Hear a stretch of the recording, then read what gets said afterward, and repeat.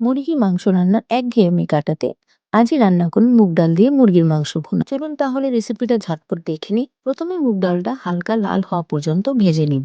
এখন চুলার প্যানে তেল দিয়ে তাতে 2 স্টিক দারুচিনি, 3টি এলাচ দিয়ে দিন। তারপর দিয়ে দিবে 1 কাপের মতো পেঁয়াজ কুচি, দিয়ে দিবে 1 চা চামচ আদা রসুন বাটা, একটু নেড়ে দিয়ে দিবে 1 চা চামচ মরিচ গুঁড়া, 1 চা চামচ হলুদ গুঁড়া, 1 চা চামচ ধনিয়া গুঁড়া, আধা চা চামচ জিরা গুঁড়া। এখন কিছুক্ষণ মশলাটা ভালোভাবে কষিয়ে নিব। মশলা থেকে তেল উপরে উঠে আসলে দিয়ে দিব টুকরো করে রাখা মুরগির মাংস। তারপর মাংসের সাথে মশলাটা ভালোভাবে কষিয়ে নিব।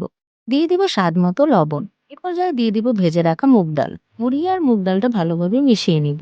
এখন দিয়ে দিব 1 চা চামচ ঘরে তৈরি শাহি মশলা। তারপর একটু নেড়ে দিয়ে দিব হাফ কাপের মতো পানি। দিয়ে দিব 4 থেকে 5টি কাঁচামরিচ। এখন ঢাকনা দিয়ে ঢেকে রাখবো 10 মিনিটের মতো। 10 মিনিট পর ঢাকনা উঠিয়ে সবশেষে দিয়ে দিব ধনিয়া পাতা কুচি। গরম গরম ভাত, রুটি অথবা পরোটার সাথে দারুণ জমবে মুগ ডাল আর মুরগির মাংসের এই বিশেষ রান্নাটি। আজই ট্রাই করুন। Thanks for watching hour video.